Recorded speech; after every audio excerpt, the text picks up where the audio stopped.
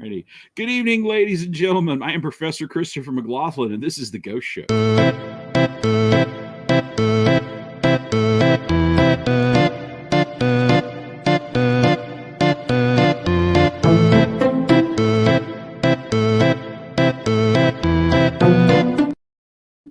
20 million euros in special effect work right there. There you go.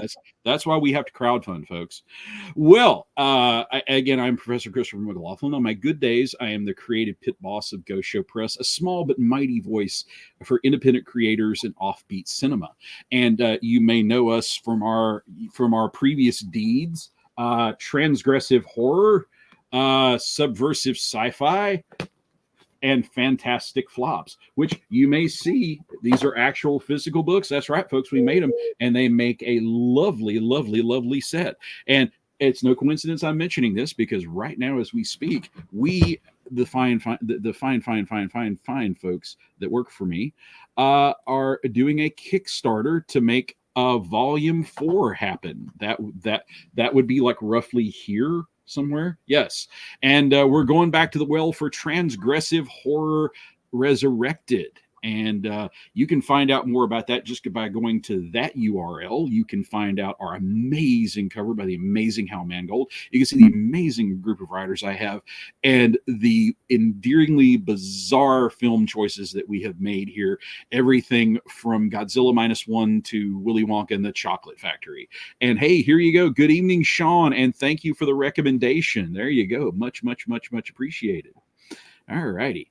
Now, it is my pleasure, before I talk more about the Kickstarter, to introduce my guest for tonight, one of the most unique voices writing on any topic, but particularly in the field of cinema, and that is the amazing, the wondrous, the one-of-a-kind, Chloe Mavia. Welcome. Hi, Chris. How are you? Hello. I am wonderful, and I am excited by what mayhem we shall engage in tonight. Now, for those of us anybody out there who may not have sampled your awesomeness, could you tell us a little bit about yourself and what you do?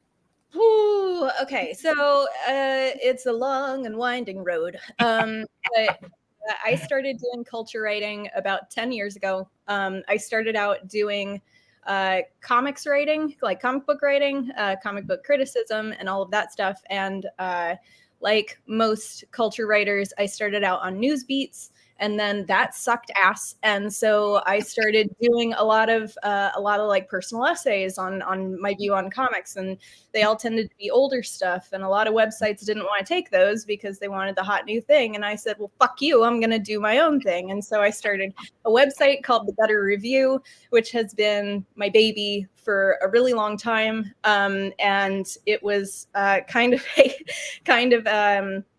like a little guerrilla operation where people could come and write about comics that people don't care about anymore, or comics that people don't know about maybe, or have forgotten about. A lot of Euro comics and British comics and things like that. And then money's really hard. And so instead I turned it into a print zine, which you can buy at the link in the comments there. And it's great, and it's awesome. And right now it's just me. But like, it's all comic books and movies, and kind of it's what I wish comic writing could be. Like, I'm totally it's a self-serving project, and I don't care about that. like this is what I want to hear, how I want to hear people talk about comics. So I'll just do it myself. And yeah, I just recently started switching gears into doing a lot more movie stuff, because ultimately, like, that's where my heart lies, obviously. Yes. So, but that's it. I'm a very underpaid and feral culture writer. Yes. Yes. And if you're a fan of the medium of comic books, or just a fan of good writing, you really seriously need to check this out, because I mean, I went to with the limited number of websites I can pull in under work internet without getting flagged for something. Boredom drove me to check out one of your competitors. We'll just call them Brand X. And Brand X's headlines was, despite the reviews in the box office, some people enjoyed The Crow 2024. You see, yeah, go ahead, please. Look, I haven't seen it, and I am not one of those people that's about to knock a movie that I haven't seen. But I love it's Bill Skarsgård, isn't it? Yes. He only seems to be awake during the fight scenes, I'm told. Great. Yes. I'm here for Skarsgård, but they didn't have to make him look like a SoundCloud rapper.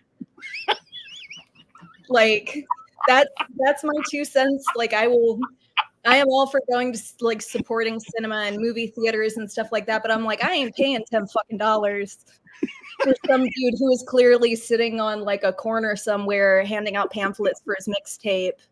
Like I won't. You can't fucking make me.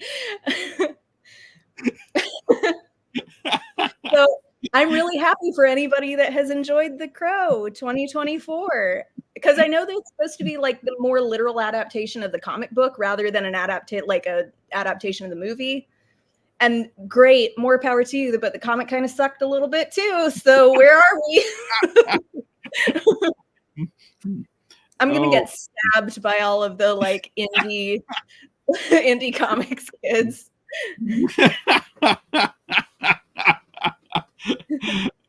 My opinion of the comic will always be colored by the one time that I met James O'Barr.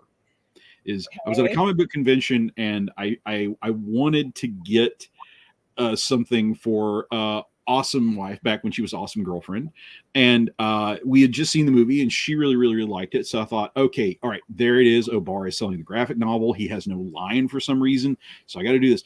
And he was hunched over and sketching like an inch away from the sketch. And I stood there for like this uncomfortably long time until I finally went, Mr. O'Barr. Head shoots up. We're eye to eye. And yes.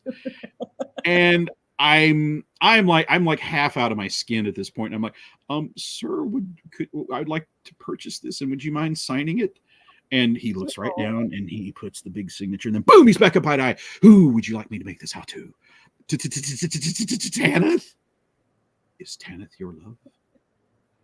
And knowing the background of this story, I'm like, yes, sir. Yes, sir. This will be very special then. And he gave it to me, and I walked away, and I'm thinking, that was everything I was hoping it would be. They're really right there. Right there. Everything you would want out of meeting James O'Barr. Okay. And here you go. Here you go. You've made a new fan. Here you go. Okay. Thanks, Sean.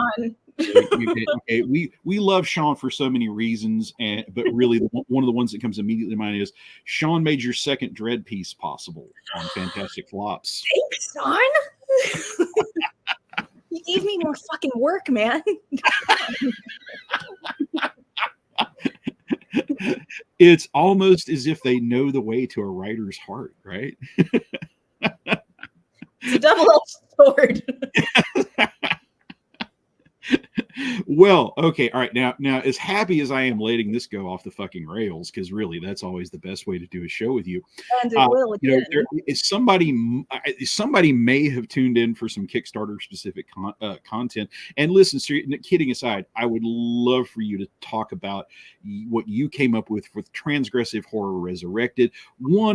A film I never would have expected, but really, you make it make so much sense for this book. So I'm going to shut up and let you tell it.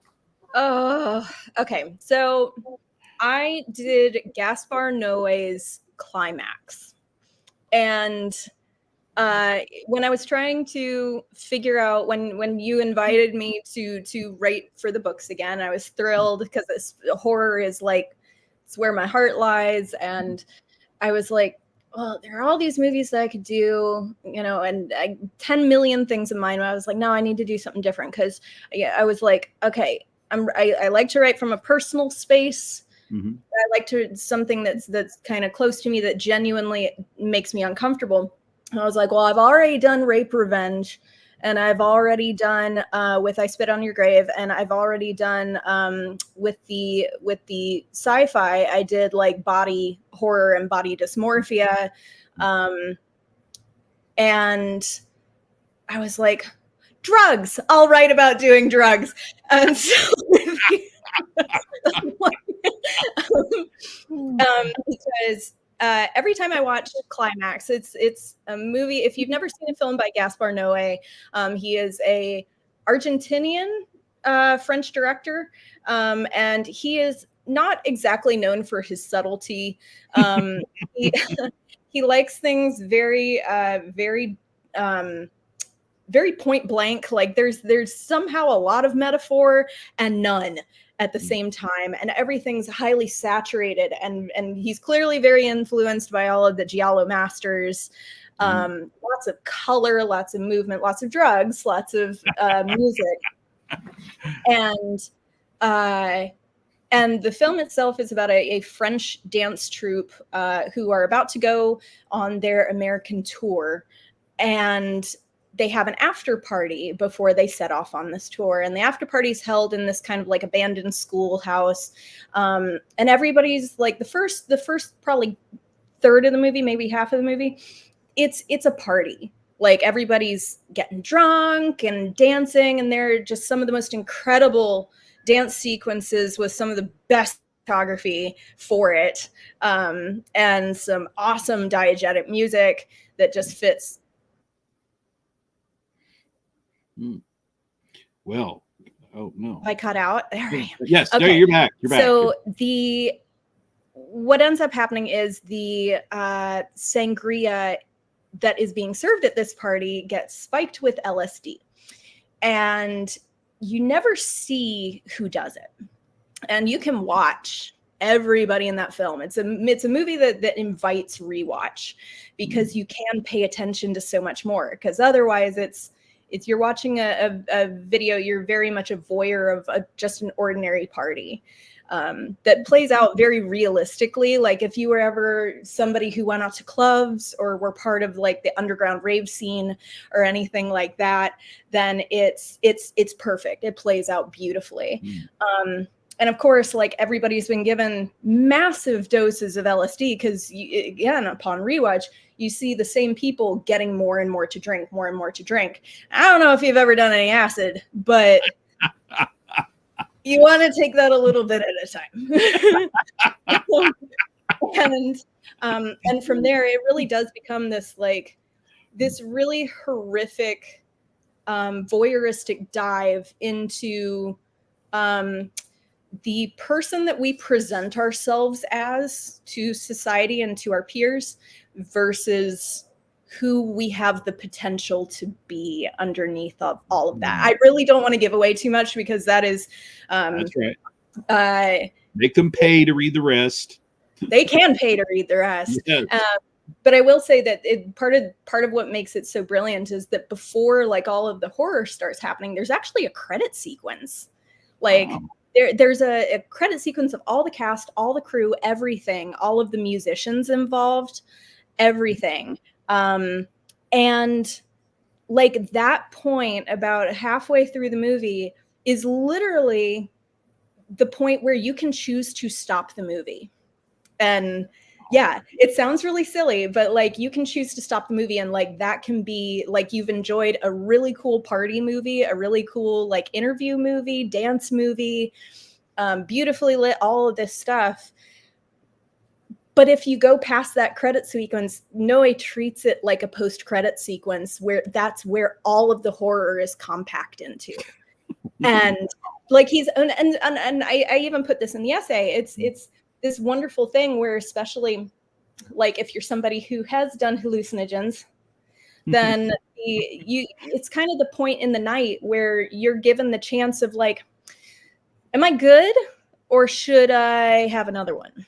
And that's kind of what that credit sequence is. But it's just like it's so gorgeous, and it's the soundtrack is just full of bangers. Like it's just all brilliant 1990s like rave. It's just like yeah, it's so good, right? It's just like Aphex Twin, like they just go down, like Kitty Smile. It's just this beautiful soundtrack. But yeah, that's why I picked Climax, is because I mean, to be perfectly frank, one of my greatest fears is going crazy. to put it simply, not being able to understand what's going on around me is a massive, massive fear of mine. Yeah. And obviously, the best way to handle that has been spending, 34 years experimenting with hallucinogenics, and so coming together with that, like watching what can happen in a scenario where the use of hallucinogenics, which are so associated with like having a good time, create this monster of what might be underneath everybody is horrifying to me. Oh yeah. That's my ramble. Fantastic. And you will get that awesomeness in written form, plus you'll get to read the whole essay if you just drop 20 nearly worthless at this point American dollars for our Kickstarter.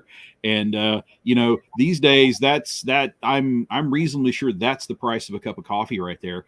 But for the price of one cup of coffee, you can back independent creators trying to stay independent and to say independent things in a world that's being increasingly devoured by AI and people that unironically use the term content.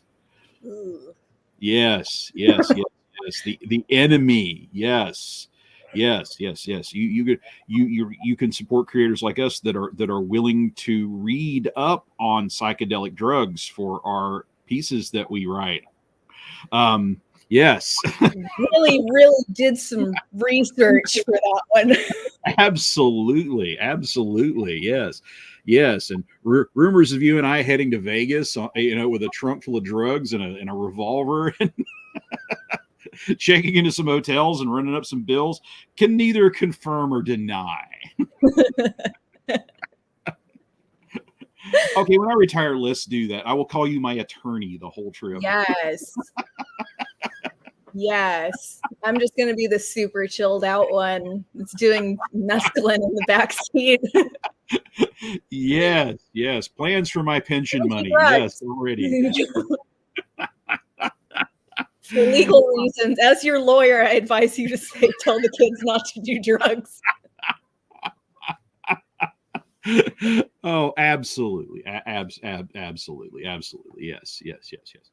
Oh, all righty. So yes. And yes, please back to Kickstarter. All righty. So I know that you always have your finger on the pulse of cinema. So what have you seen lately that's worth talking about? Anything anything you don't want us to miss at the theaters or look for it on day one as soon as it hits home media? Worth talking about in a good way? Either way. I don't know whether I love the stuff that you love or the stuff that you hate more. Either way, it's just fucking good. I've been called a professional hater before. Aww. So I like what I like. I actually made a joke to somebody earlier that I have written scathing reviews of nearly every horror movie that's come out this year, but I gave Ninja 3: The Domination 4 stars on Letterboxd because it's the 36th chamber of Flashdance.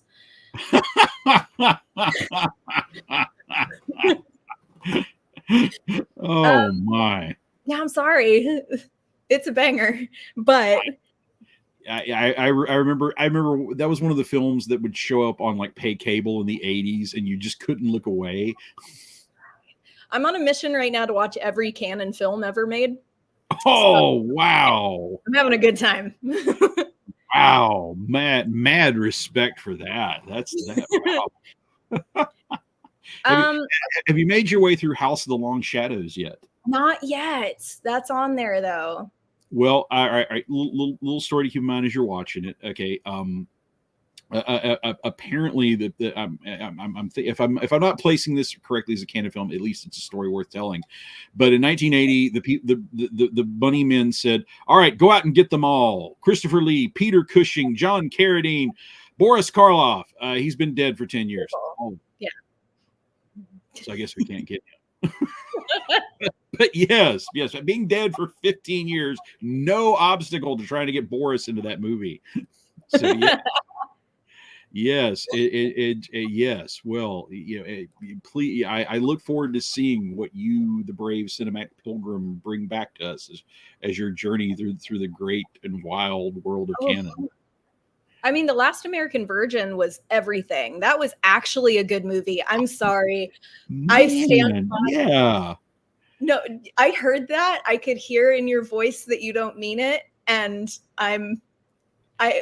shh. Well, okay, all right, okay, okay, all right. That came along at a point in every 15-year-old young man's life when it's like I especially this in rural Virginia, I'm craving some entertainment here, and when you're a 15-year-old guy, nudity will pass for that, even if there's Yeah. nothing else going in the film. So the title certainly, makes you think this isn't going to be a Cosby Show rerun. But for it to turn into a story about where like the nice, slightly nerdy guy gets his heart repeatedly shattered. Dude, Yeah, like that didn't hit home. Like the last 5 minutes of that movie ruined me. It was so Yeah. sad. Yes. And then it just ends. Like it's just rolling credits. Yes. Yes, you want a post-credit scene where he he kills everybody, or maybe I'm just 80s movieing too hard. He gets a machete or something and get some machete justice here. Okay, all right, let's see here. All righty. Oh God, yes, yeah. If you have some time, looking over, Sean is right on the money as usual. Okay. Oh, here we go. Here we go. A teaser reel of canon movies never made. Oh my God. I've seen that. It's so great. I would watch every single fucking one of them. Unironically. Yeah. Wow. What was it? Oh, my favorite little thing from that whole movie was what was her name? Carmela, the busty cougar that they just wander into her apartment and fuck her one by one. It's played by was it Louisa Moritz, who was one of the girls that Jack Nicholson brings in One Flew Over the Cuckoo's Nest. Whoa. Right?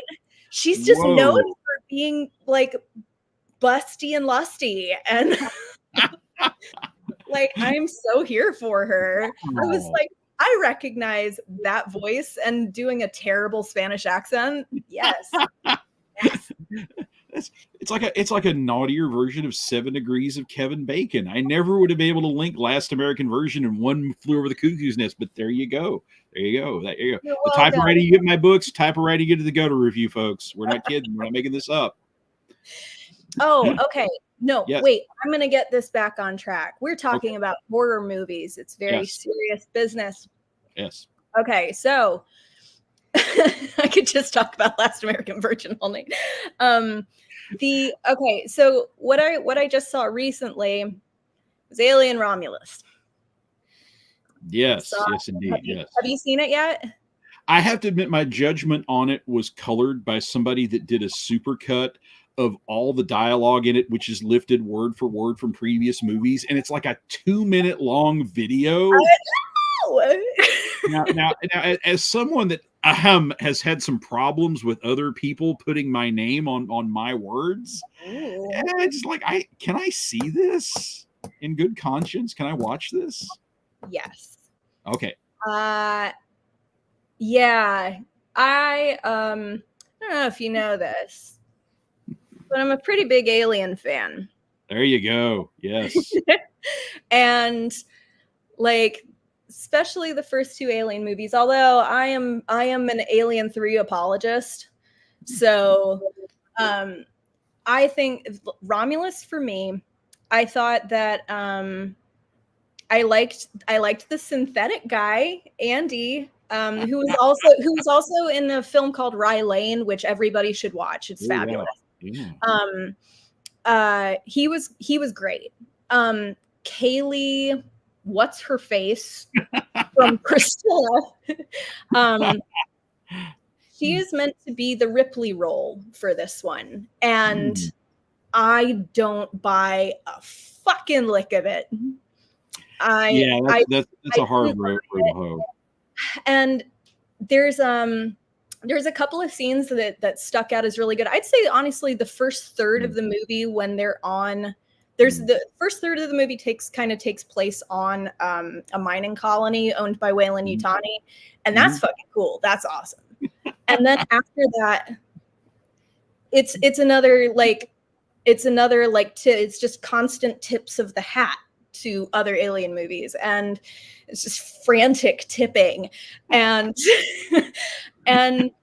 but it like the whole movie just seemed entirely uninterested in bringing anything new to the table. And I will not apologize for Covenant or Prometheus. I won't apologize for them, but they at least tried to do something, even if it ended up fucking stupid.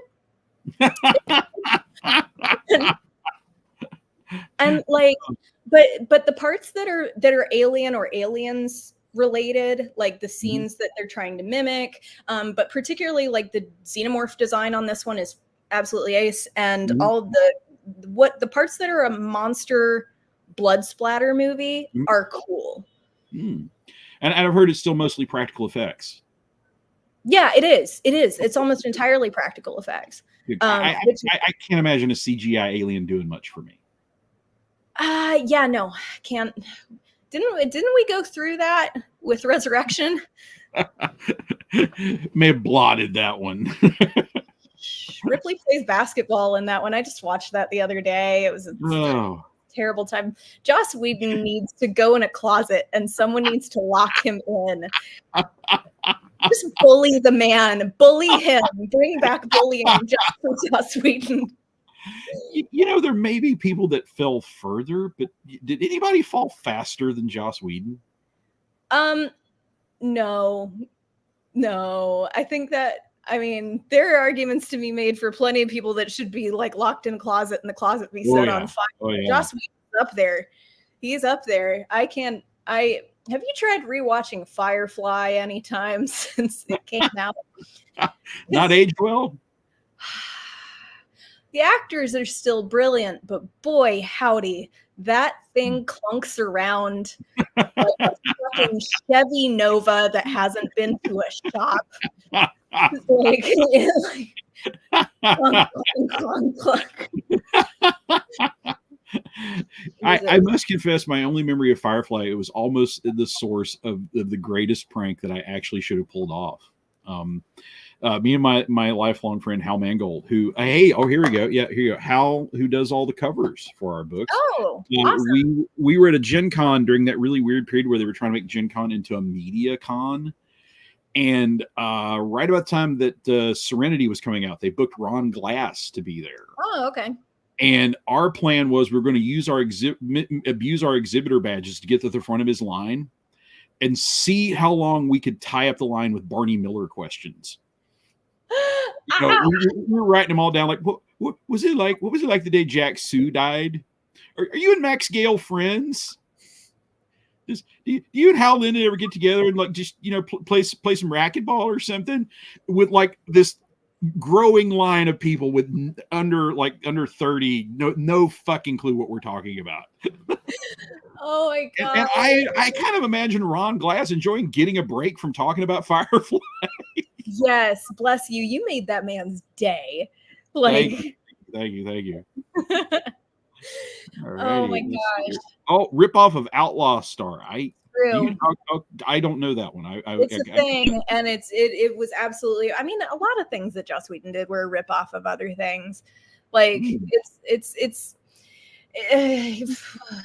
But anyway, yes, that's how good it was. I can't remember the name. Alien Romulus. Yes. The parts that are monster bits, there is a like. God, I don't want to give it away. Can I do like a spoiler alert? Spoiler alert. I haven't found that button yet. Okay. There's a particularly gory scene near the end where you're where I was sitting there in the theater going. And then this one scene happens and I was like, oh, wow. I love gross bloody bits. And there's one particular thing that happens where I was like, that's nasty. Great. But other than that, there's, it's the best way I can put it is Fede Alvarez, I hope I'm pronouncing his name correctly, he was told, come, there's an alien potluck. And he brought green bean casserole. He made it with canned green beans. He made it with cream and mushroom soup and the French's little onions on top. And he stuck it in the oven for 350. And he brought it to the potluck and sat it down next to 4 other casseroles. 2 of which are restaurant quality. I don't. All I know to do after that is just. There are no words. There are no words. Just that's all I can do. That's all I can think about. Like it's just kind of disappointing. Okay, all right. While we're on a roll, you said while we were chatting before that you have long legs opinions. I'm just gonna make everybody upset, Chris. I feel like the people that have stuck with us this long are absolutely hypnotized by you. We're down to your people. Oh God, let's hope so. I hold Long Legs and Cuckoo as well. If people have not had a chance to see it, both of those movies, I went to go see with my partner, and both of them essentially came out of it saying the same thing, which is like, why is everybody such a fucking baby now? Like, all the reviews, all the professional reviews, all the letterbox reviews, website reviews, everybody's like, oh my God, it's the scariest movie I've ever seen in my life. I'm like, why are you such a weenie? Like, don't get me wrong, like stalker movies are some of the bread and butter. Like stalkery, murdery, Satan-y movies are some of the bread and butter of horror cinema. And but like Nick Cage's face is scary enough on its own, and then you put a bunch of prosthetics on it, and then you put a bunch of prosthetics on it, and like he just looks like a creepy dude. And I'm just like, have you not, sweet summer children, been out into the have you never been to a comic book convention? Have you never been to a game? That dude came to my table last week. Oh Lord. Like we talked. He's a groovy guy. There's just nothing particularly scary about it. And Cuckoo kind of did the same thing. I love Hunter Schafer. I thought she was great. Cool. And there were a couple of good moments to it, but like, why is everyone a baby? If you're telling me, I'm sorry I'm so emphatic about all of this. Nothing but love for your emphaticness here, trust me. If you tell me there is a body horror movie called Cuckoo, named after the cuckoo bird that lays its eggs in other birds' nests, so that like kills all those babies and lays its own eggs in there so that it can be taken care of. Yeah, great concept. Cool. But if you tell me there's a body horror version of that where there's going to be like monster bird people, I do not want a bitch in a fur coat and that's it. She better have a gaping maw. She needs to have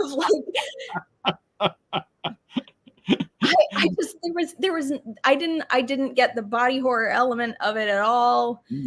And as somebody who watches like Society on a pretty regular basis, I'm like, it needs to be bigger. Do more for the people. Yes. There have been a couple of times. I should share this here while the world is watching. There are 2 times that I sincerely wish that we had been close enough to get movie tickets together. One was at the Alamo Drafthouse Halloween party, where at like 1 a.m. they started Society. We were there from like 1 to 2 a.m. watching Society, and the other one was when they announced they were showing the ultimate cut of Caligula. Yes. Okay. Oh, here we go. Thoughts on Cuckoo from Journey Deep. A Villain loud, of Cuckoo. obnoxious Karen as the villain of Cuckoo. Fair? They're right. That person is right. It was just, you know, the first like from the crazy fucking bird lady that's not actually a bird at all, is great, and then it just gets annoying. Like, I need more. I need more. But like everybody's like, but Chloe, it was so scary. It had people taking people, and I'm tired, Chris. Well, here you go. Here you go. Nice little imponderable question that may get you through a rough experience. All right. So get back to Long Legs for just a second. Okay, thin line between Nicolas Cage with prosthetics and the guy in Point Break who robs banks with the Nixon mask. Yeah. See. Thank you. All right. Well, here's an interesting from Sean. Is it video games, since they're all about the jump scares? Is that the only type of they? Yeah. I think that's a fair point. Thank you, Sean. Yeah, that seems relatively on the nose, actually. Yeah. But the sucky part too is at least with, I feel like at least with video games, there are a lot of them that can create this environment of tension, you know, so that even when jump scares happen, it can still, at least, even if it doesn't, you know, scare you, it can still like knock you back a little bit, because you're just sitting there the whole time going, oh fuck, oh fuck, oh fuck, oh fuck. And like, I don't know if a lot of these like mid-sized studios, A24 still consider, Neon still considered a mid-sized studio. I suppose they are, but you know, if for no other reason, you know, I mean, you look a rung up and it's like Warner Brothers Discovery that almost bought Paramount too. Yeah. You know, kind of like in the game industry where WotC just keeps getting so big, like everybody is, there's all these companies permanently stuck at mid-tier. Yeah. Well, yeah. But like, I don't know. I feel like there's a lot of tension, and there's not enough like jump out at you. Like the jump scares are all relatively predictable, particularly in those two movies. And honestly, I would argue in Alien Romulus as well, where like they attempt to jump scare, but there's not, because everything is so tense and fast moving all the time. Yes. Then there's no point for that to be the explosive bit. I mean, that's what made Aliens such a brilliant movie. The fucking xenomorph doesn't show up to the last like quarter of the film. That, and it's incredibly economical with making you feel like you know these characters in what is, if you have a watch, is a ridiculously short amount of screen time for the amount of feel that you get. Well, hey, if that's what you get with Harry Dean Stanton and Yaphet Kotto and that great team of actors they put together for that. Exactly. Yeah. That, as you know, it was just the two of us, the pre-show. This was the weekend I got to see Blink twice, and Zoe Kravitz debut. And one of the things that impressed me was Zoe Kravitz was trying to tell a story, and it's cut from modern filmmakers. And like the me that's looking forward to like all 4 cuts of Pat Garrett and the Billy the Kid was like, yeah, I would, if this could just open up and breathe a little more, but like still respecting that, like, she's not making, you can't make movies for the 70s generation anymore. You have to aim movies at people that will openly question, why would I ever watch a video longer than 3 minutes? And I was very impressed by the amount of character stuff she was able to put into like an edited for TikTok movie. Unpack that for me. I want to hear more about that. Well, you know, it feels like an okay. I think everybody knows the basic setup of it's Channing Tatum as a bad boy billionaire luring the central characters off to his private island, where of course nothing can possibly go wrong. And it feels like it's like 3 minutes before they're on the plane to the island. You know, it feels like it's that quick. Yeah. But again, you know, she does a marvelous job of giving you just enough within the way that you have to cut a movie in 2024. That's a tough needle to thread, and I was impressed with the job she did. Well, when we were kind of talking about it a little bit before the show, sorry you guys didn't get to see us talk about other stuff. But you said that it was like the 2024's answer to I Spit on Your Grave. And and as somebody who has written for you before about I Spit on Your Grave. Yes, indeed. I don't want to. I mean, it's a 2-hour mystery. So I just sat there surprised how much I was enjoying it and thinking about how, this will a 2-hour mystery. God, where will this find its audience when the only thing moviegoers seem to be able to deal with is Inside Out 2 and Deadpool and Wolverine, which are fine films. They're just not this one. But I mean, it was tapping into some to a lot of prevalent fears that young single women have about men these days.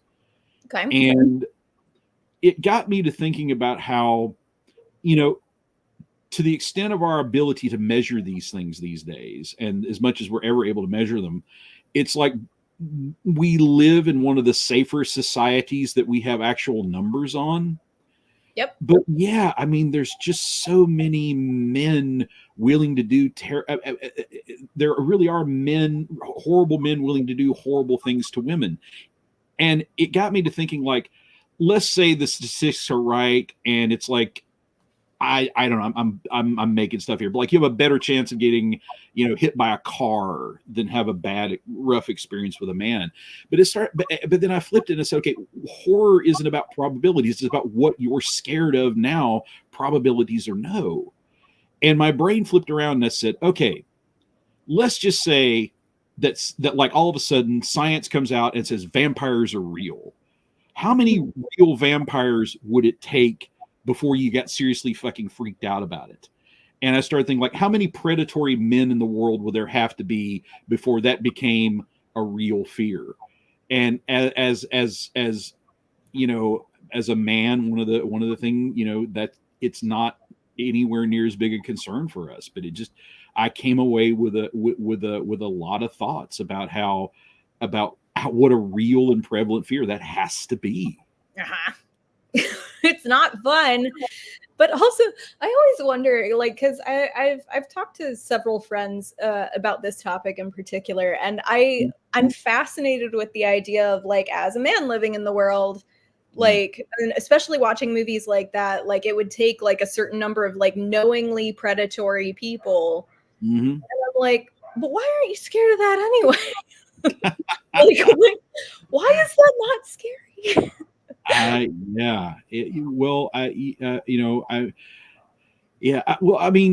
guess, I guess, there's this whole theory that, like, the better horrors are universal. And I could definitely make an argument for a film like Blink Twice working on, we're all terrified of losing control of our bodies. Maybe a movie like Cronenberg's The Fly is going to hit a guy a little harder than this. But it just the notion of doing a horror film based on something that we know really exists, that hit different, and also had me thinking, like, Lord, not enough people will see this. Well, there have been more and more movies doing that, and to the point where, like, I'm worried that I'm going to burn out on it, because, like, part of the enjoyment for horror for me is the addressing of real world issues in a way that is fictionalized enough so that I can remove myself from the reality of that being something real. So when you, like, I think that telling those stories through the medium of horror is something incredibly important and can be so effective. And also, and you'll reach a bigger audience. Yeah, exactly. You can reach a massive audience, and it's also, I think it can be something kind of exhausting. I've talked before on when we've done the horror podcast about, like, part of the reason why I enjoy those real life horror movies is because I am the type of person who likes to take the things that scare me or trauma or whatever and look them dead in the face, because that feels like a way to process through it. But when you're looking at it, like for a lot of people watching things like this, and this is not a case for these not to be made. I should make that very, very clear. You're just watching exactly what could and may have already actually happened. So when I feel like there needs to be more to it, I feel like there needs to be an equal balance of like, this could happen to you and that's scary, and also here is the metaphor. Yes. I don't know. Yes. Perhaps that's a pie in the sky sort of way of dealing with. That's how I deal with watching a lot of horror movies. Some of my favorite horror movies deal with like my own personal fears and past trauma and all that sort of shit. And that's why I like watching them. Because I'm there you go. Yeah, really.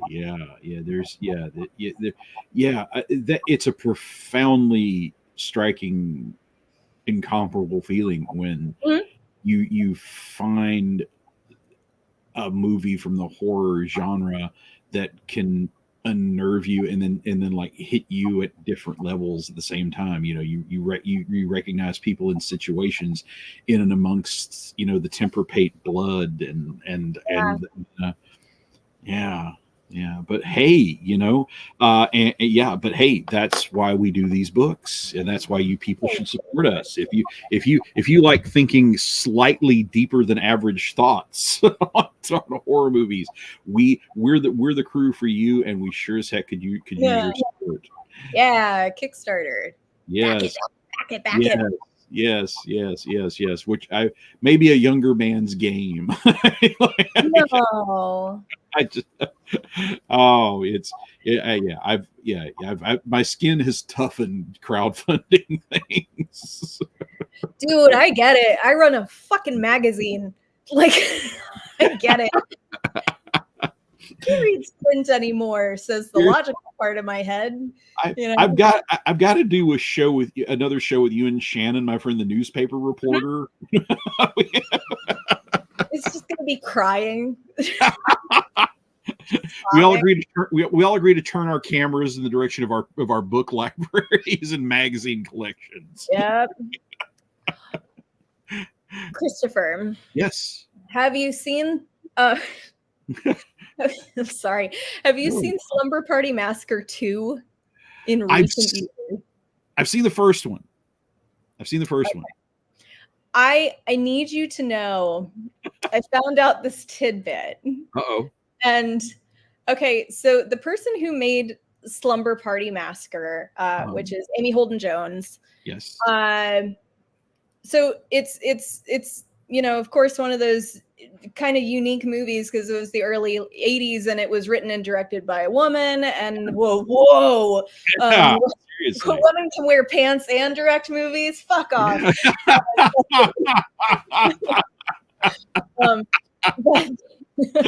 I don't believe you. But I learned after watching it that, okay, so Amy Holden Jones had the opportunity to edit E.T. Wow. The movie E.T., and she turned it down so that she could make a movie where teenage girls not wearing pants eat pizza off of a dead body. Wow. It's queen behavior. Woo. Life is about choices. Wow. Imagine passing up editing like one of the most like renowned films from one of the most prestigious directors and being like, nah, I want to watch some girls in panties get hit with a drill. And down the road, maybe you get Schindler's List and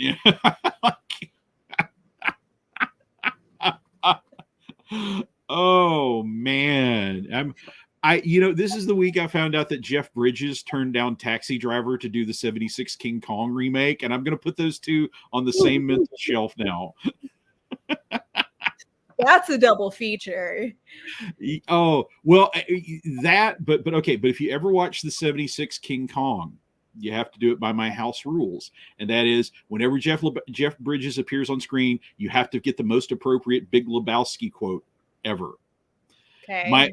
My personal favorite is wait till the scene where he starts freaking out when the helicopters are shooting Kong, and then just go, fucking fascists.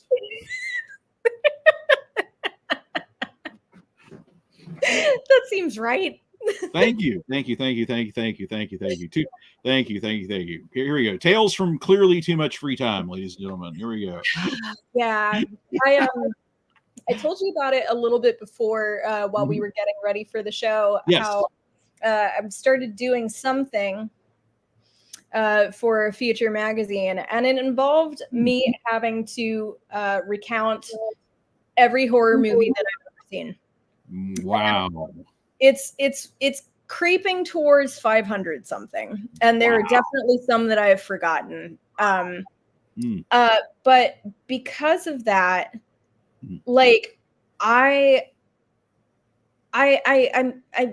messaged my partner and was like, what have I done with my life? My entire fucking life. I was like, oh, like 470 something. That's not too bad. And then I was like, that's one genre. Have I become that person? Oh no. My life. Chris, I've wasted it. Just watching movies, and maybe a quarter of them are good. Well, I mean, if the whole point is to be entertaining, then there are truly no bad movies unless they're boring. And as long as you're enjoying what you're seeing, I mean, it doesn't really matter if you're watching Citizen Kane or Blood Freak. Oh, Blood Freak, though. You see, here you go. This is why I have the best job in the universe. I can name drop Blood Freak and get recognition here. But for those of you that don't know what we're talking about, I would argue the greatest were turkey movie ever made. Yes. I think Lloyd Kaufman would have something to say about that. But well, when he recuts his film to where he's sitting in a bare paneling filled basement, smoking cigarettes, and clearly just ad-libbing his philosophy of life in between the were turkey kills, then he can step to Freak. It's such a ridiculous. Do you have like a go-to horror double feature? Or do you know what? You don't even have to limit it to horror. Like, do you have a double feature that is just like that makes sense? Of course it does. I'll stick to horror because it's probably it'll be way less weird than if I just open it up. But I don't know. Okay, as there are days I think that the Abominable Dr. Fives may be one of the most perfect movies ever made because it's funny, it's scary. Robert Foist was an unparalleled visual artist. It's extremely well acted by actors who knew just the amount of playing it straight and just the amount of hamming it up. And I mean, there are a lot of horror films that try to be funny, and certainly I think Five succeeds. But the kills in it are like genuinely gruesome. I mean, if you were just to tell people like the way the people die in this movie, they would probably not be picturing the film they'd actually see. But if you're just there to see people killed in interesting ways, and I love watching it along with its spiritual cousin, Theater of Blood, excuse me, different film. It's Vincent Price doing the themed kills again. But having put out a few books myself, a movie that's central messages that you can kill critics because they don't actually understand the material they're talking about. You can lure a guy into a place on the Ides of March, and even if he's being stabbed to death, he doesn't get it. Yeah. Yeah. I adore those films beyond measure. Sean just put up a good one, Quartermass in the Pit, and yes, yes. Oh my that's God, a good one. Yes, yeah. That is an excellent one. Yeah, yeah. I had a friend whose nerditry only goes back into the 90s, and she saw a post about my love for like 70s John Pertwee era Doctor Who, and she's like, "How would that compare to like Matt Smith or?" And I said, and I started thinking ahead, and I'm thinking like, in a way, it's kind of a warm up for the X-Files, and then I went a little. Thank you. And then I went a little further back, and then it's also a bit of its time with like Kolchak and Doomwatch, and then it was like walking into going to a brick wall and thinking like, this is Quatermass. It's Doctor Who doing Quatermass for like 3 or 4 seasons, and it's like, is it just so obvious that like everybody but me got it and didn't have the heart to tell me? But either way, it's like Quatermass. The entire dramatized science fiction just owes so much to Nigel Neal. And so, yes, you're right on, Sean, right there. Yeah, excellent stuff there. Oh, what was it? I was trying to. There was one movie in particular that I have been trying to pair up with something, and you might be the person to ask if I can actually. Oh, what would you pair up with Frankenhooker? Okay, Frankenhooker came out the same year I was born, so I feel like we are spiritually tied. Hey, baby, you want to date? Oh my gosh! If we were doing the Doctor Who thing, I would totally take you back to a video store about the time that hit VHS, and there was no VHS store in America that didn't have the giant Frankenhooker display where you could push the button and it would talk at you. And they actually programmed, as I recall, they actually programmed like 2 or 3 different phrases. And I want one for my office. So badly. God, I me too. But like God, I mean, it has to be. Anybody remember those would give their weight in gold for that, because. And I've actually talked to more than one person who's like, I never actually saw that movie, but I'll never forget the cardboard display. That's impressive. Yeah, I mean, brilliant marketing. Okay, you would need something that would be horrific, the right amount of sleazy, and the wrong kind of sexy. Okay, maybe a little too bougie, but Boxing Helena. Oh, I mean, that's super bougie, but it's also like, that's one of my favorite movies of all time. Said no one except for me. Like, I think that, like, my lust for Sherilyn Fenn just takes over at some point.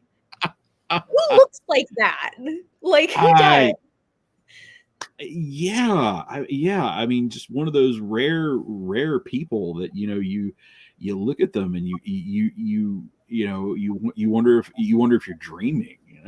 Well, that and Julian Sands looks like if Tarzan came from Connecticut. And like, yes. Nobody thought Julian Sands was sexy, except for in the one scene where he's like peeping outside her window and he's got his shirt off and he's hanging up like this. And I was like, Connecticut Tarzan. Like, yeah, and God rest his soul. Now you would be the one to know if I'm wrong here, but was he ever more Julian Sands than in that movie? No, that was it. It was right there. It was the center part. Poor misguided soul. Oh. I don't know if I can actually say this, but I'm going to anyway. So there has never been a more female domination moment in a film than when Julian Sands invites Sherilyn Fenn's character, Helena, to a house party that he throws specifically to impress her, by the way. And she shows up looking like Sherilyn Fenn, and she hands him her purse and then walks off, talks to another man. And when he was like, well, how did you turn up here? And she says, oh, a little boy named Nick invited me. And I was like, oh, yes. Yes. Tell him. Yes. Yes. Hold my purse. That that is great on a level with like the Match Me Sydney from Sweet Smell of Success. I mean, it's just you can't get that much more contempt between characters on the 35 millimeter film. It's impossible. They run tests. Goodness. Oh. Well, all right. So we've crept up a little bit past our hour timeline, and YouTube is telling me that we have to make room for pirated anime and political rants. So here we go. We'll be wrapping this up in reverse order, and I'll put your link up here. Yes, please go support Chloe and the awesome stuff that she does. If it's possible, she's at least as awesome in print. I know that's hard to believe, but trust me. There you go. So please go there and give generously. And if you would like to see her essay for Transgressive Horror, and hey, while you're supporting Volume 4, you're also telling us you want Volume 5, and we will be sending out a survey, assuming for funds, asking you guys what you would like to see. So if you would like to see, Transgressive Julian Sands, or I've said, okay, everybody vote for Sexploitation. I have already told him to please do a Sexploitation one. Please, everybody back me on this. There's some cover ideas I look forward to taking to Hal, because I know he's going to be able to nail Transgressive Horror. Fantastic Flops, bit of a challenge, but man, turning his talents loose on Sexploitation, wow, that would be something else. Well, yeah, well, there you go. Hey, you tell us what you want to see in Volume 5. If we missed your favorite horror movie, we have rewards. Tell us what you want us to write about. And if you would like to be in the center square right there on my screen, if you would like to be on this very podcast, we have reward levels for that. And we can bring in the awesome guests of your choice. So yes. All right. Well, Chloe, always an unparalleled pleasure, and thank you for being awesome, and thank you for loaning your gifts to the show, and thank you for coming in tonight, and always among our best shows. Thank you so much. Yeah, thank you for letting me be on this again. Thank you, everybody, for listening. Please back the Kickstarter. It is still easily one of the most fun things that I get to look forward to anytime it comes up, and they're always great books, and everybody's essays are incredible. Make it happen. All righty. And thank you for those of you who have already backed us, for who have shared the URL far and wide. And let's keep spreading the word, and let's keep making these books happen. Oh, and quick programming note. The podcast schedule has been moving around. I know we usually do Sundays, but sometimes you got to take care of the people that you love first. And that's where we're on Monday, and that worked out awesomely. And now, weirdly enough, the next one is going to be on Friday. At 3 p.m. Eastern Daylight Time, or 8 o'clock British Standard Time. And you may, why is he saying? Because the Ghost Show is going to London, and all our British Isles-based creators, Matthew Dawkins, Eddie Webb, and Colm Lundberg, are going to be there, and we're going to be having a transatlantic conference on horror, and talking more about the films that we're going to, and of course, always special surprise drop-in guests. Not even I know who else may be on this, so hey, tune in. We'll all be surprised together. In the meantime, thank you very much for joining us. Thank you, Chloe. Thank you, our supporters, and for now, good night. This has been The Ghost Show.